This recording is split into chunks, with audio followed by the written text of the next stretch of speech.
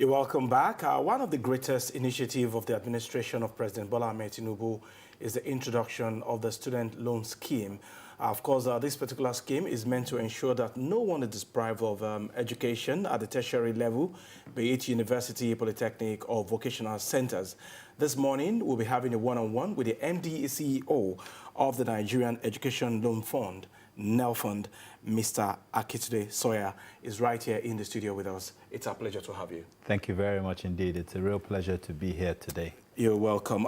Please quickly take us through some of the activities and the operations of NELFund ever since it was established by the administration of President Bola Ahmed Tinubu. Okay, thank you. So our activities have really centered around how we can make it as easy as possible for Nigerian students who are attending tertiary institutions, who want to attend tertiary institutions, to be able to apply for a loan that will enable them to do that. So everything we've done has been centered around ensuring that the experience is clear, is transparent, and it's easy. By being clear, I mean really putting it out there to say, hey, look, this is the eligibility criteria, or these are the criteria that you need to be able to apply for this loan. To be able to show them where they need to go to, which is a portal, to be able to demonstrate that actually you don't need to know anybody, you don't need to have any sort of connection other than perhaps an internet connection, to be able to get through the process, make the application, and then get approved if you qualify. So all our activities has been really basically centered around that. The only other activities is around sensitization, making sure that people know that they can actually apply for the loan, and of course making sure that the institutions who are also beneficiaries of this scheme are aware of what they need to do to be able to take part. And essentially their part is to provide us with the data of the students who are in their institutions or who are about to be admitted. So what does it take to be eligible? Okay. All right, so the law clearly is very clear about that, okay? So the law essentially says that you need to be a Nigerian. So you need to have an NIN, essentially. You need to have some sort of acceptance into a tertiary institution that is owned by government. You need to be of age, which is 18, to be able to sign a loan agreement. And essentially you need to be someone who hasn't had any convictions or who has had good standing yourself as the individual in society. That's essentially what the law requires. We've put some additional things in there, like ensuring that you are financially included. So the BVN has to be there so that we can ensure that we can capture you. Because it's a loan, we have to find ways of ensuring that you can make a transparent repayment back to the fund over time. Okay, you have a question, I've been great. You mentioned 18 years. Yeah. These days we have a lot of students below 18, like 16, who get into the university. What happens to them? Okay, that's a good question. But I think what we need to appreciate is that if you're asking someone to sign up for a loan, they need to be of an age where they understand what they're getting themselves into. So I appreciate the disconnect between, people getting to an institution early and then, them having to apply for a loan that might tie them in for a period of time. We have to ensure that we're lending responsibly and we're following the laws around, what age you have to be before you can sign off for yourself to take a loan. So at 16, you can have your parents, sign for you? Well, yes. I mean, essentially at the moment what we're doing, and remember this is a process. At the moment we are just dealing with the students. As time goes on, we'll look at the guidelines, we'll look at what the demand looks like. One of the things that we're trying to make sure doesn't happen is that a student is beholden or being in a situation where they have to take a course or have to go and study. I think the other thing for us to think about, and this is not necessarily anything to do with the fund, is that when people go off to university, they usually go away from home. They have to be of a certain level of maturity so that they can cope with what's going on around them. It's not a loan issue, but the laws are there to protect young people, and we're not going to make that any more difficult for them. Okay, my question is system for recovery. What are the systems put in place to recover these funds? Do you foresee any challenges in recovering of these funds? Yeah, so let me deal with the first part. What are the systems that are put in place? So you recall I talked about BVN as being one of the key things that you need to provide if you're an applicant. One of the things that the BVN does, other than show that you're financially included, is that we also have access to your account. So at a point in future, if we need to access that account to ensure that the individual has funding or has insufficient funds, it gives us a view. It allows us to do some sort of check, if you like. Now, in terms of the recovery process and how that looks, today, our guidelines, which is based on the law that was signed in by the President on the 3rd of April 2024, essentially says that you don't have to start repaying that loan until a minimum period of 2 years after you finished your National Youth Service Corps. Okay. Remember I said you don't have to. You are not obliged to pay at that point in time unless you have a job. It also doesn't oblige you not to pay. So if you finish your degree, if you like, on a Friday and you want to pay off the loan on a Saturday or on a Monday because you've got a windfall or you've got a job that allows you to do it, you can pay it as early as you can because we need the funds back. But we don't force people to pay a loan if they don't have any money. And we also give this moratorium, if you like, enough time, 2 years after youth service, for them to start reporting to us to say, I've got a job, I'm still looking, I haven't got a job. If you can't pay, you don't pay. So how do okay, you, sorry. How receptive? Sorry. So how do you handle cases where people jackpot? Well, that's a good question, all right? But the simple answer is that because you take a loan, it doesn't enslave you. If you decide that you want to go and live somewhere else, you still have an obligation to pay the loan back, but we're not going to stop people from leaving the country because they've taken a loan. It's not a means of enslavement. Okay. So if people jackpot, they jackpot, but guess what? The system has enough information to be able to say, hey, look, we know who you are. You're a Nigerian citizen. You have an NIN. But whatever country you move to, at some point you may come back or you may require something from the system. And, we'll be there to say, hey, look, you still owe us some funds. Over time, I think we'll begin to sort of see the systems that will come in to ensure that people, as we are responsible lenders, that people are responsible payers. Okay. Or you can even pay from wherever you are. Absolutely, you can pay from wherever you are. The way the system is set up at the moment is that we expect the employer to make a deduction from your salary or your wages and pay to us. But of course, if you're self-employed or you choose to pay it yourself, you can pay from wherever you are. We use a banking system, again, financial inclusion. You can be anywhere in the world and pay a debt in Nigeria or vice versa. So how receptive are Nigerian students to this bold initiative of Mr. President and the disbursement? Is it always in phases or it's done once? Okay, so how receptive are Nigerian students? We have found that they're extremely receptive. We have about 221,000 people who have registered to take this loan in about 70 days since it's been in existence. Okay, of that, we've actually had about 150,000 actual applications. People who've applied for loans, which translates to about 285,000 individual loans, because there are two loans when people apply that they have the option for. One is for the tuition, if you like. Well, not quite tuition, institutional charges is what we call them. And the other is for the upkeep. So we've had about 285,000 of those. To the next part of your question about disbursement, obviously we receive applications daily. I think over the last 24 hours, we've had about 3,000 applications. We have to review every application. We have to make sure that the application is correct in terms of eligibility and qualification. And once we're able to do that, we then go through an approval process. And then there are further checks before we get to the disbursement. The other thing to bear in mind in terms of disbursement of the funds is that these funds are disbursed according to the timetables of the tertiary institutions. So we don't approve and disburse immediately. It's timetabled because these funds are to go to the institutions for the institutional charges, and the upkeep is paid whilst the individual is in the institution or for that academic year. So disbursement is synchronized to a degree. We may approve a loan, in 30 days, but if the institution doesn't start open its doors for another 60 or 90 days, that's when the disbursement actually starts to happen. Okay, the upkeep is how much?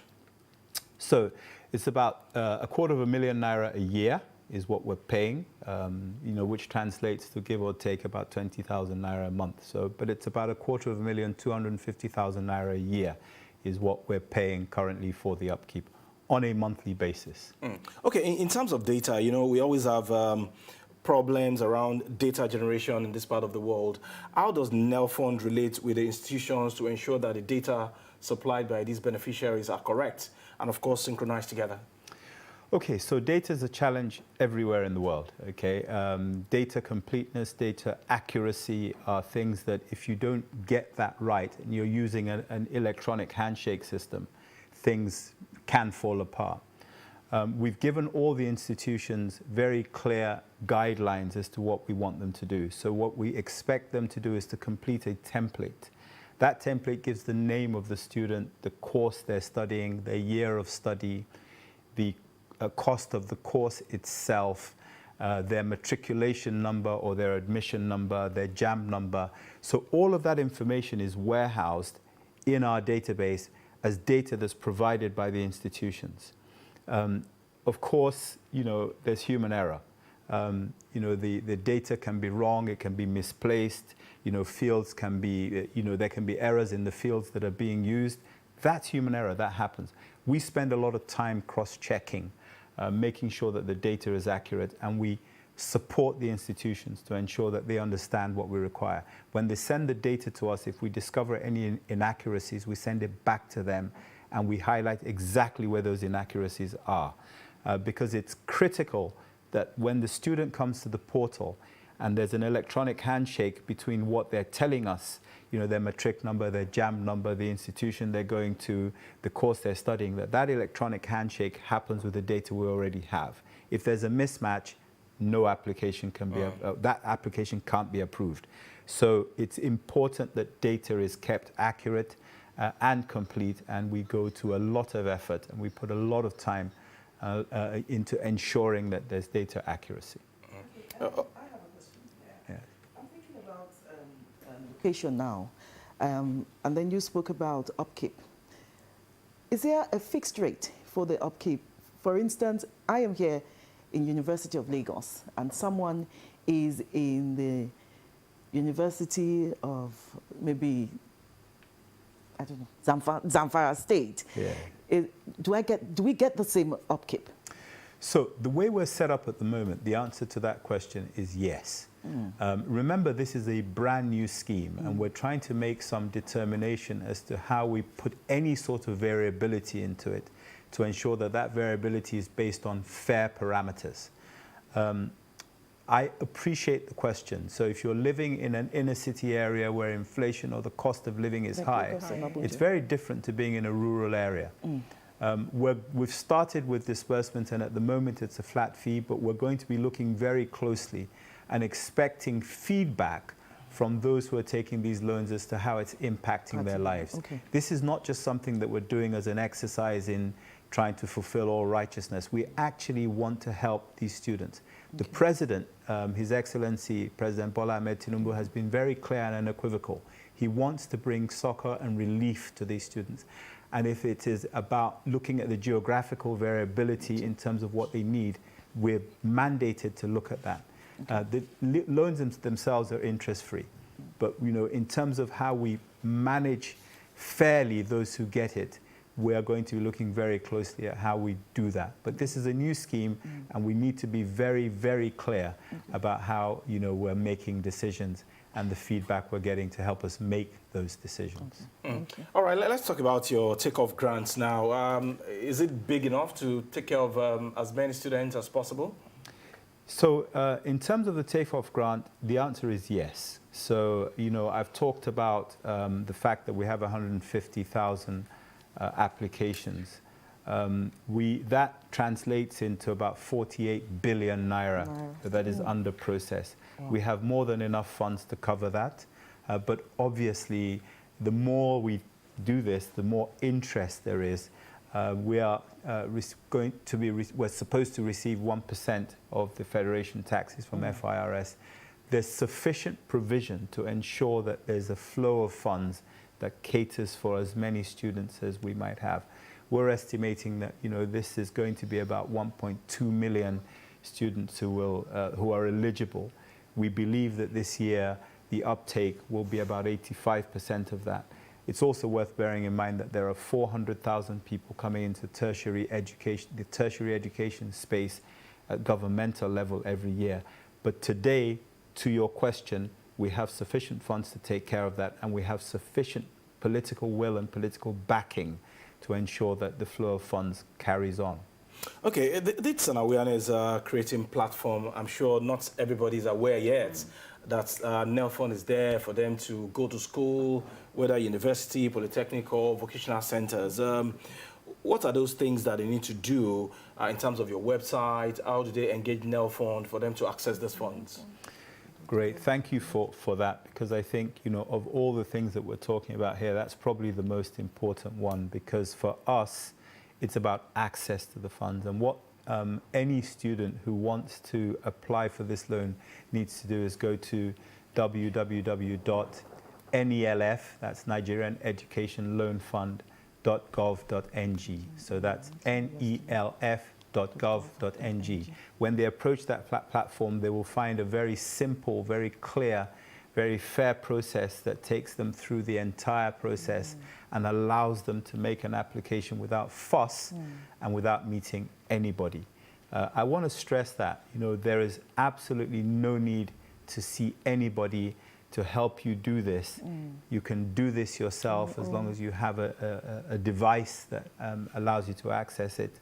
And as I said earlier, the only connection you need is an internet connection. You don't need to know anybody to be able to do this. But of course, if you have difficulties, then you can reach out to us by email to tell us what your challenges are. The site itself has a help segment where you can actually go in and say, hey, look, this is the problem I'm having.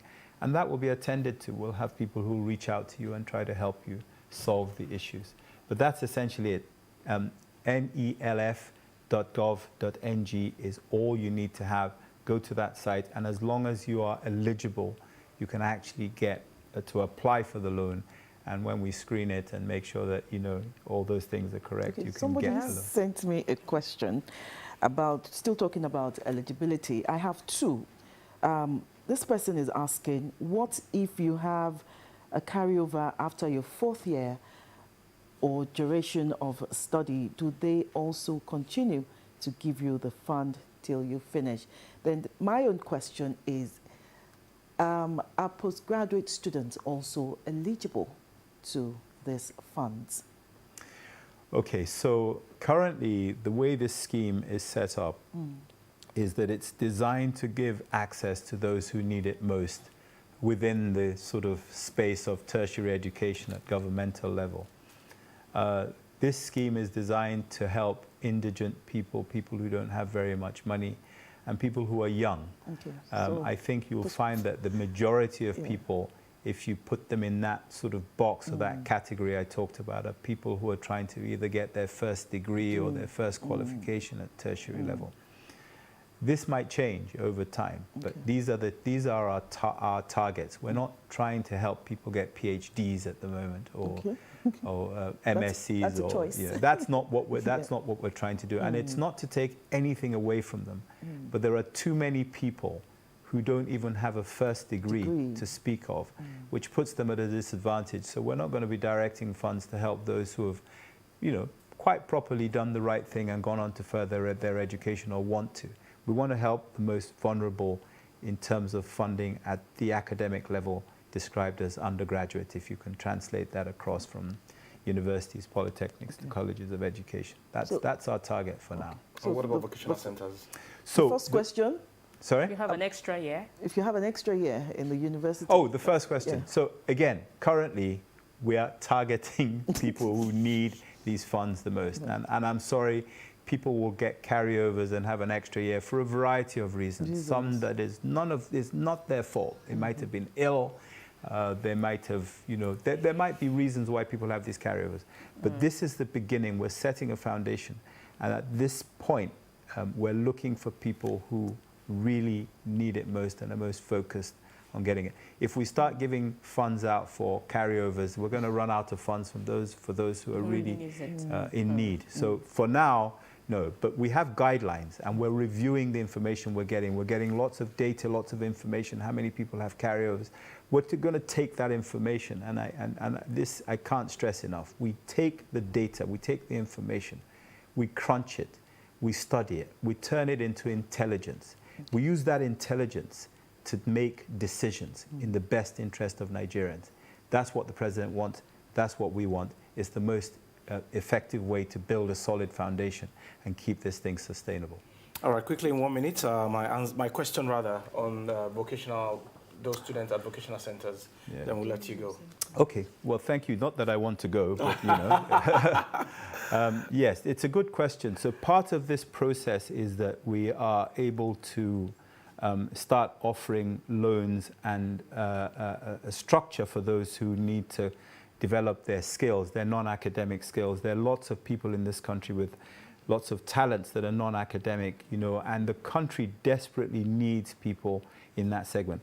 We are looking at the process at the moment so that when we deliver this, and we hope to start around about September, that we deliver something that's robust. It's important for me to stress that this category of people who need vocational skills are less documented, if you like, than those who are already in the sort of university, polytechnic and college of education system, who have JAMB, who have a BVN, who have NIN. Some of the people we're talking about have largely been left behind, and we want to bring them into the system and put something around them that can actually allow us to identify who they are and identify what they need and provide them with the right skills in the right environment. So that's something we're going to, you know, we've started looking at it, we've started working on it, but it's more than likely that we won't kick this off until September, which is... All right, interesting conversation on the Nigerian Student Loan Initiative, which is a bold initiative of the administration of President Bola Ahmed Tinubu, and we've been having one-on-one so far with the MD CEO, Nigerian Education Loan Fund, NELFund, Mr. Akintunde Sawyer. We thank you very much for your time. It's been a great pleasure to be here. Thank you for your great questions, and bring me on again. I'm happy to answer questions whenever you want them answered. Yeah, thank you. All right, we'll take another quick break on the program. We'll be back.